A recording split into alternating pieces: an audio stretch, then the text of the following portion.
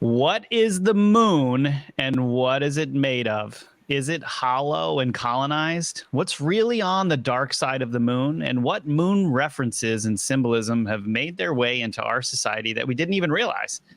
We'll join remote viewer John Vivanco and me, investigative researcher Rob Counts, for a metaphysical show today that's out of this world.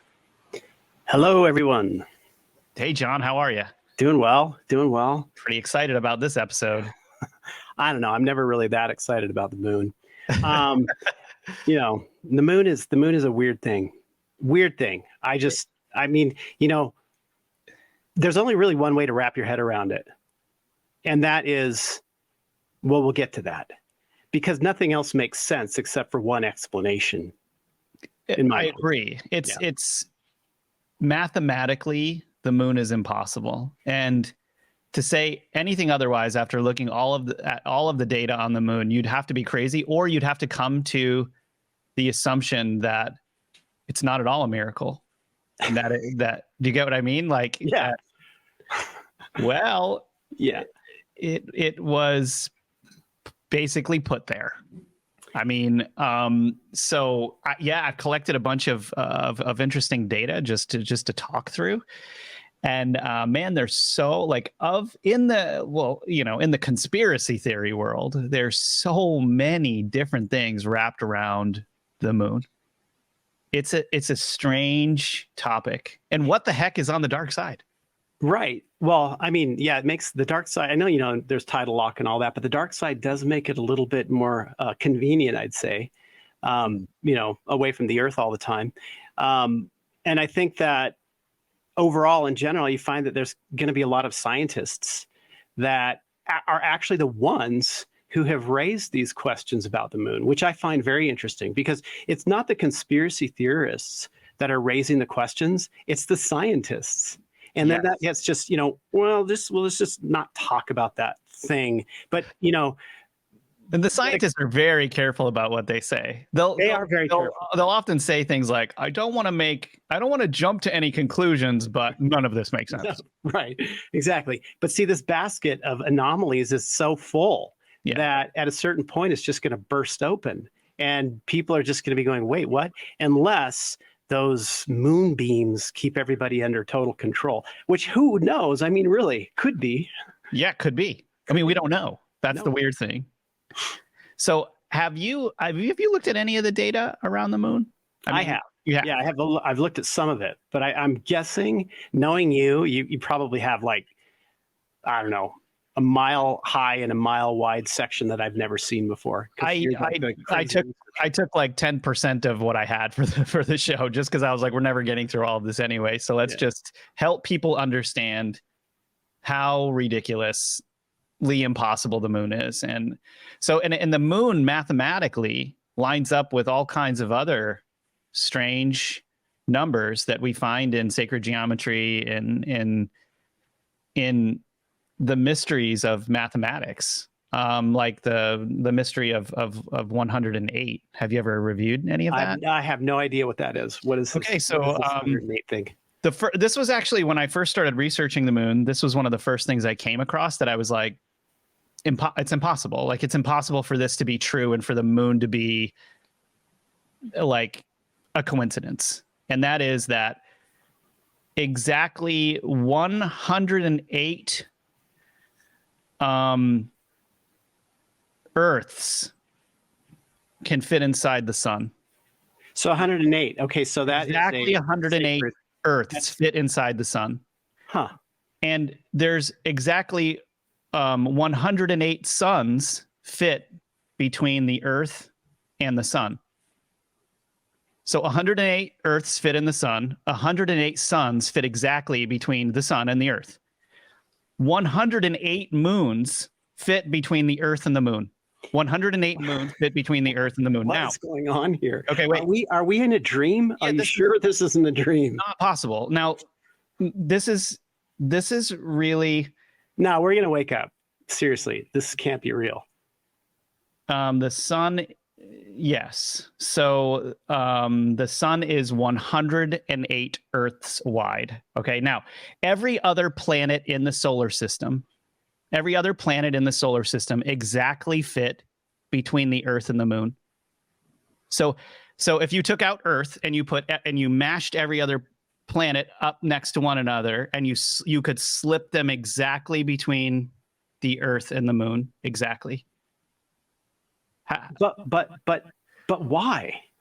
Well, why? Well, exactly. So whoever or whatever, like this is either like this is like we're talking about divine mathematics here. Like this is right. We are. Yeah, because like think about it. If now I'm assuming here, right? Because I'm like thinking about this and I'm like, my gosh, like this is kind of insane, this data, right? But it's like all of these figures are in relationship to one another, right? So they're using the mathematics of the solar system to create equations between whoever it is, like whether it's a divine being or if it's a race that was like mathematically like, you know, like advanced. Okay. So like this is incredibly impossible. Okay. Now, this is insane. Yeah, and I had never heard this. But the number 108 exists in almost every single advanced spiritual practice or religion or whatever you want to call it, right? Like so I'm going to just throw out a few more things here. So, you know, during the crucifixion, Jesus received 6,666 blows. We know 666, and the sixes are bad, right? There were apparently 108 blows to his stomach. Yeah.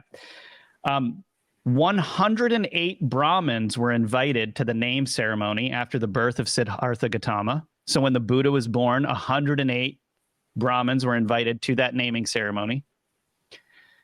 In some traditions of the East, there are 108 paths to godhood or perfection. In Buddhism, there's 108 earthly desires, lies, and delusions.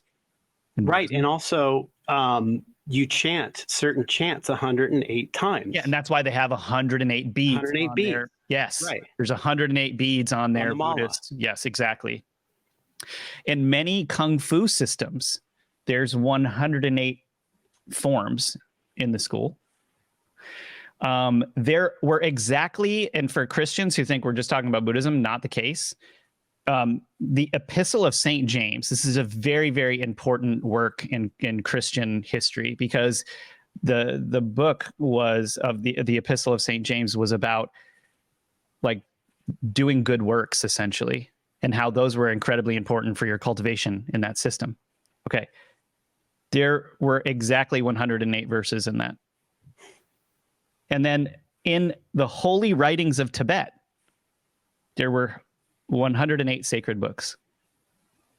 And now, if we look at what's going on with our planets, with the sun, with the moon, and then we're looking at all of the things that are related, like this was like whatever this is not a normal thing. Like this is either technology beyond us, a divine arrangement that's beyond us, or a very advanced civilization potentially that worked on putting the moon up there, which I have my theories about. But well, I mean, you know, we often think in terms of these. So maths from higher beings, aliens, whatever. I think humans would generally treat that as something holy and sacred, because it's kind of like, you know, we don't have any explanation for it. So it turns into this holy and sacred thing. It's like, you know, an ancient tribe finding a candy wrapper and in the forest, and they never came across the culture who produced it. Right. It's kind of like that. That's maybe just the divine.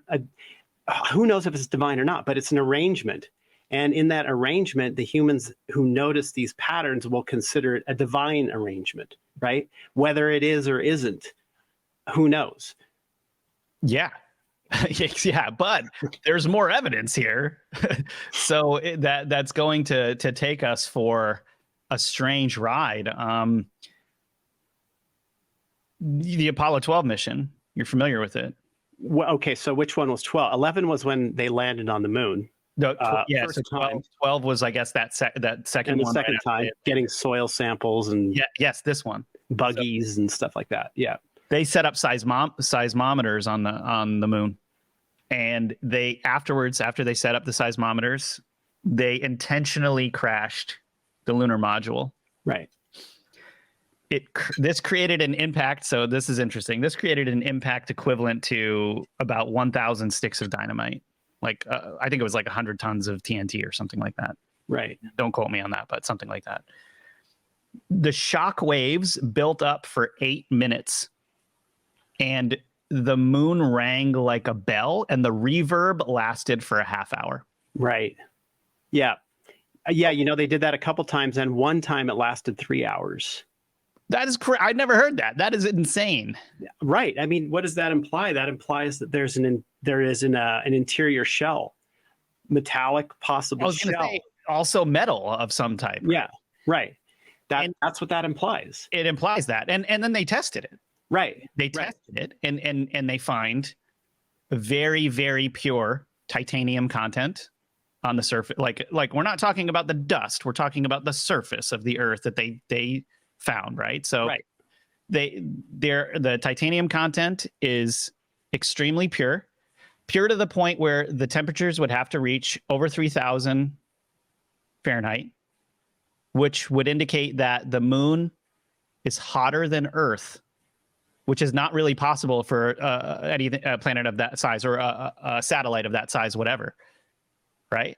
Yeah. Well, you know, in remote viewing certain areas of the moon, you know, we've chased down a lot of transient lunar phenomena and remote viewed that kind of stuff. We do find that the moon has got sort of rudimentary volcanic activity. Seriously, it does. Yeah. Which, you know, actually that wouldn't preclude it from being artificial, because, you know, when you get into what is it? Civilizations, classes of civilizations, class 1, 2, 3, that kind of thing. That would be from the Kardashev scale, right? You get in the Kardashev scale, and he's got like classifications of civilizations. A class 1 civilization can manipulate planets, right? Yes. Can move planets around. So I think a lot of people who think about the moon being, you know, artificial perhaps, would think of it like a spaceship with a fully hollow core. But I don't think of it that way. I think what we're looking at probably more along the lines of, you know, the Kardashev scale, class 1 civilization that can move planets, manipulate planets. It's like a Death Star. It's like a Death Star without a laser, maybe. We don't know. Well, actually, you know what's curious? Do you remember? I think it was in 2020. Trump started to talk about mining the moon. I remember that. Oh yeah, you know why, right? Why? Well, the titanium content and helium-3.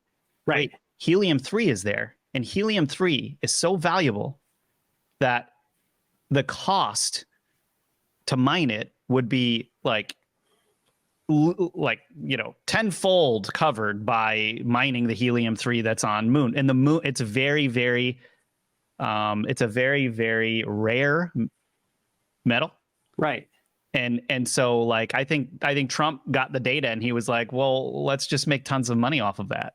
Right. Well, who's going to make the money? We're going to be rich. Knowing Trump, he was probably like, how do I get rid of this, like,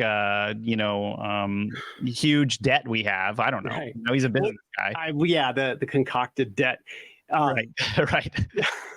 Well, you know, here's the thing. So when they got back from the moon, the first Apollo 11, 12, whatever, where was the talk of mining the moon back then? I mean, right? It's like, and then all of a sudden in how did we sweep that under the rug? We're going to mine the moon. We're going to mine. Okay. So if you watch that one specific video where Apollo 11 just gets back and they're in a press conference. Okay. So you look at these guys, their body language, how they're speaking for like an hour and a half, and they are, I swear something's wrong. Something's going on. Like they're depressed. Yeah. They're just like, it's like they're saying a script. They're being very, very calculated and careful about what they're saying. Right. And their facial expressions, especially Armstrong, is just disgusted. It's just disgusted. And so here's the thing, like, what happened? Okay, so number one, what could have happened was that they didn't go to the moon, right? And now they're acting this whole thing out. But before they supposedly went to the moon, they were excited. They were happy. If you look at, TV footage before that, they were ecstatic. And now they've just been like on the greatest journey a human can potentially take in physical at that time, and they're just depressed. Yeah. So do you think they didn't go? Because I think something else happened, but I'm curious to know what you think. Well, so when we remote view, when he steps out of the lander onto the moon, we do get that he is on the moon. Yeah. Among other things, we get a bunch of other things. Right. But here's the weird part. Sometimes the data flips. So I've tasked this, I can't even tell you how many times. I'll task new students on this. I'll task, longtime viewers on this. Sometimes we get a film studio. Sometimes we get them truly on the moon. And there was this one statement Donald Rumsfeld had said a while ago, something akin to, oh yeah, I don't know, we pre-filmed this stuff because, we weren't sure if they were going to make it or not. So I don't know if this footage is from the moon or from the film studio. It could be either, right? But so there is that as well. So we get both. Okay. I think actually Apollo ended right there. So ended there. John, so for anyone who's coming into this show who hasn't seen it yet, tell everyone at home what remote viewing is so that they know. Just remote viewing, yeah. I mean, right. I always forget about that. Yeah, me too. It's like natural for you and I because we both know what it is. So, right. So it's a method of gathering what we call non-local information or things that exist outside of our five senses that you can't gather information on in any other way. And it's a very controlled methodology where we use multiple remote viewers on one single question, and they are blind to that question. And they just go through their training, they go through a methodology, and they produce all these pages of information on what you want to know. And then you cross-correlate all the data to build a picture of what's going on. In a very simple nutshell, that's it. Right. And different three-letter agencies have used remote viewing to great success throughout they still do. history. And they still do. Yeah. Interesting. Very interesting. Yeah. Okay. So back to what you were just saying. What were you just saying? Well, I was saying that I think the Apollo missions. Oh, yeah. The Apollo missions stopped there. I think they stopped there. Yes. 12, I'm not sure about. We never looked at 12. They could have gone, but I believe, well, in our data, what we have on that first moon landing was, for instance, what William Tompkins spoke about. He was a aerospace engineer. That guy was awesome to listen to. He was awesome. Yeah. He was one of the whistleblowers. Now, there were a lot of whistleblowers on that moon landing who spoke about the crew landing, Sea of Tranquility, and then being encircled by UFOs. Craft. Yeah, craft on the crater wall. And while they were on their way to the moon, they were being followed by lights. So this whole thing was a display. It was a show. It was the aliens who are mining the moon, basically, were giving them a show. Do not come here. This is under our jurisdiction, right? That's what it was all about. And I believe why you have the astronauts so just out to lunch in that wound up in press conference, because they know it's done. It's over. We can't go back. That's why there's no talk of mining the moon. That's why there's no talk of mining the moon back then. So what happened in 2020 to have Trump say, let's go mine the moon, and everybody on board with it? What happened? Because that's not human jurisdiction.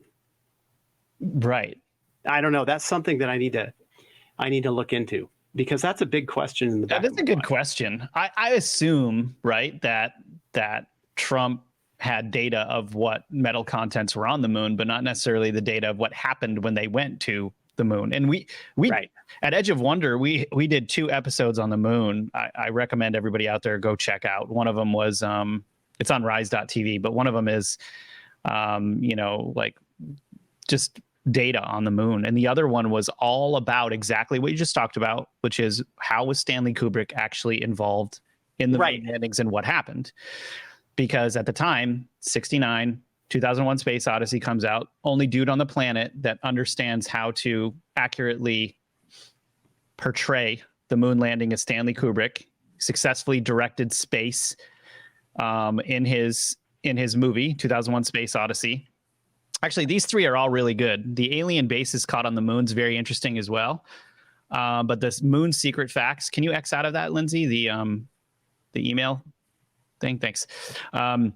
What really happened on the moon there? And so, you know, through research, John, we got exactly what you got through your remote viewing, which is that the moon landing happened, but there was also video that was made in case it didn't, to splice in if there was anything on screen that came on that they couldn't predict or account for. They were to splice in and cut to the moon landing that they had generated, the moon landing content that they had created, so that the show must go on no matter what. So they did it for two reasons. One, my understanding is that during the Cold War, it had to be a successful moon landing for the political reasons with the USSR.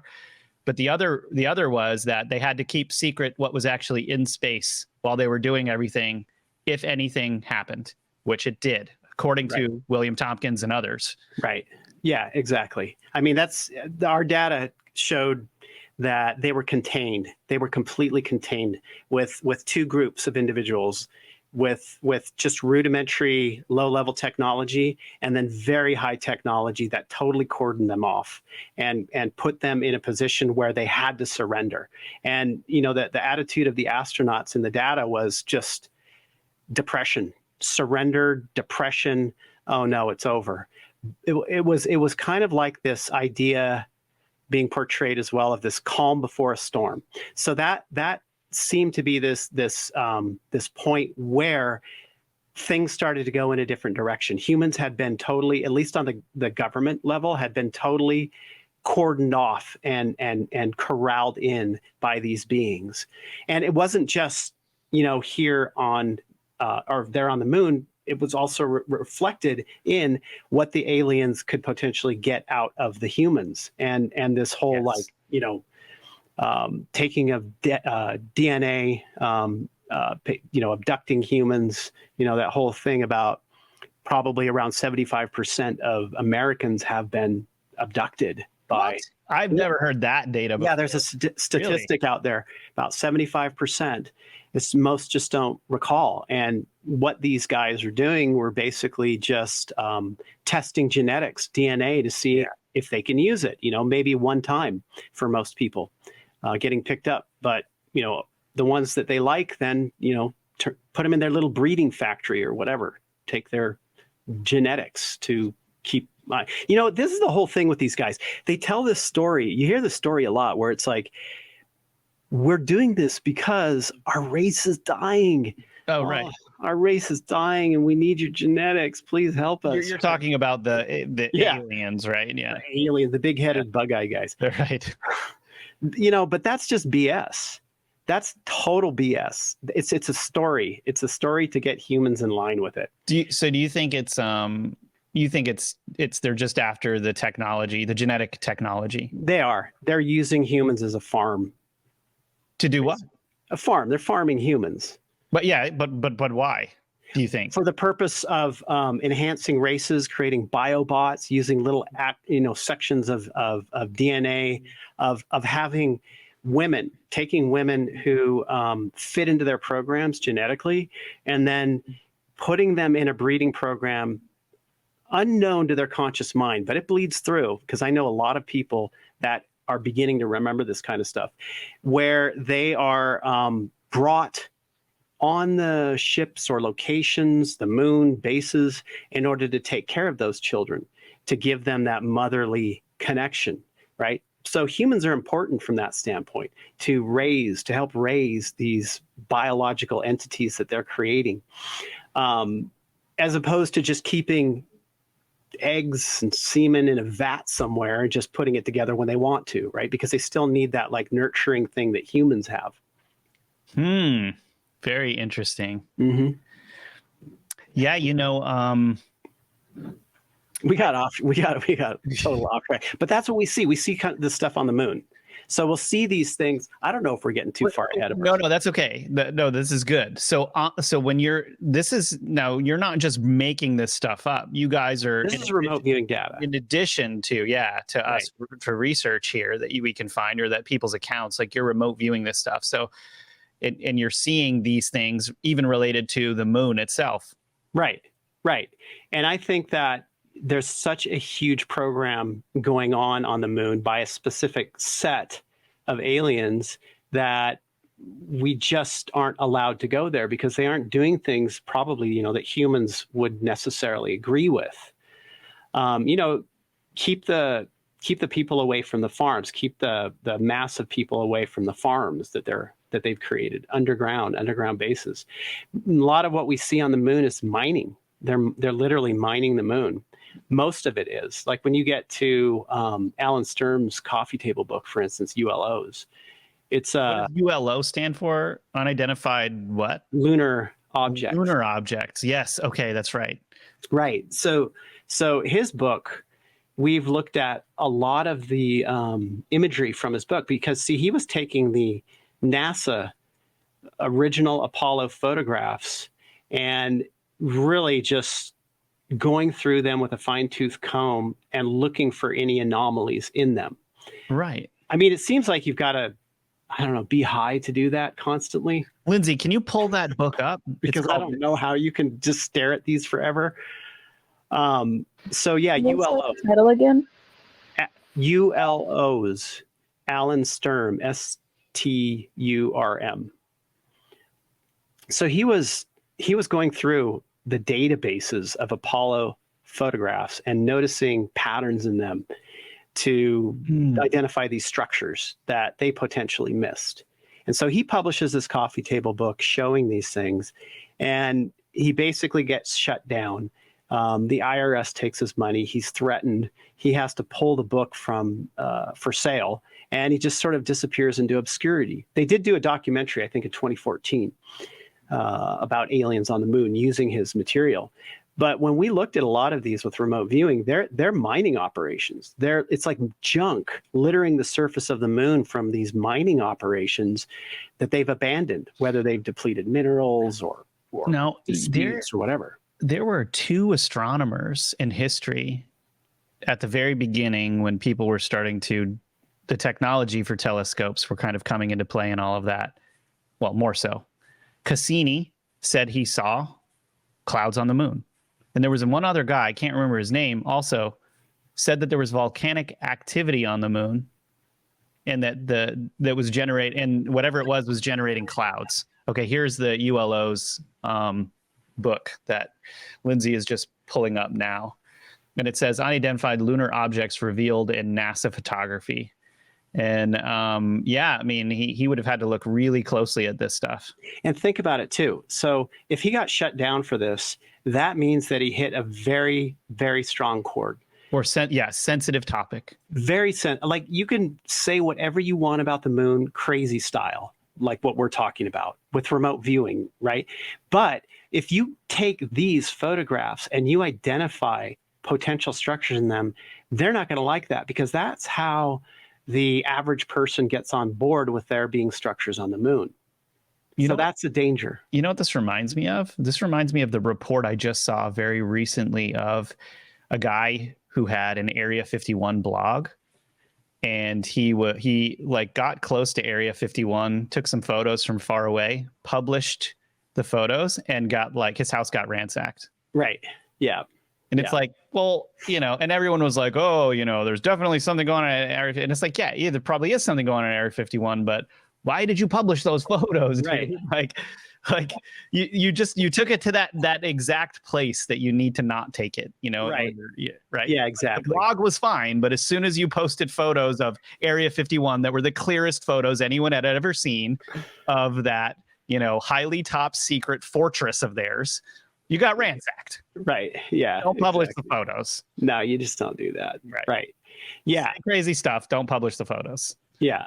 Yeah, I know. So, this whole moon construct here is such a weird thing that it's like we're not allowed to touch it on certain levels. Otherwise, it's like the Area 51 guy getting ransacked. Well, and John, I wonder if the clouds that, those astronomers I mentioned found were related to the mining. Well, look at Aristarchus crater. Aristarchus crater, for 1,500 years, people have been noticing and cataloging a glow that happens within it, a blue glow, right? And in fact, when Apollo 11 was flying over the area on the way to land, there was a green glow coming out of the crater. This is like in their radio transmissions. So that glow, that's always been a heavy duty interest of mine with remote viewing, because what we have going on there is like a fusion reactor. There's like a fusion reactor that is being used as power for mining activities. Right. And what they're doing is they're converting some type of volcanic activity. So we've got two things going on there. The blue glow is it's like a K-band type of frequency that only comes from these types of fusion reactions. Like the sun is a fusion reactor, so it's going to have, but the moon's not a fusion reactor, I don't think. So we've got two things going on. We've got volcanic activity that's being converted into energy by a fusion reaction in the Aristarchus crater. And these beings have set up, they've been doing that, for 1,500 years there, at least, because people have noticed it for that long. So they're using that as power for mining. That's it. That's what they're doing. Well, they also have a lot of genetic engineering and levels going on underneath it, doing other things, the old human farming bit. But that stuff has been occurring on the moon for a long time. And I think those vapors, in fact, there was a 2014 documentary, Aliens on the Moon, I think, where they actually took some Apollo footage flying over the moon, and there were little puffs of vapors coming out of, almost look like pipes. Yeah. Right? Where, those pipes were probably used to, I don't know, just to off vent. Yeah, of course. Ventilation. Yeah. Well, I don't know if you can really say ventilation because of the fact that it's the moon. Yeah, it's the moon. Well, okay, let's go ahead and theorize though. If it could have been ventilation, because if they're mining and they're down somewhere and they're getting rid of the gases. If they have some form of oxygen that's keeping everything going, the gases have to get out of there somehow, right? Yeah, right.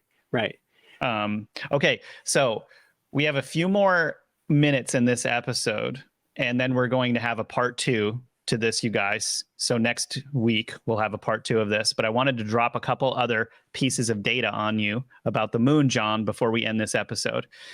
Okay, so there's two things. One is you're just talking about the craters. The craters on the moon. One of the craters, the most famous of the craters, is about 4 miles wide. Can't remember the name of it. It's the big one.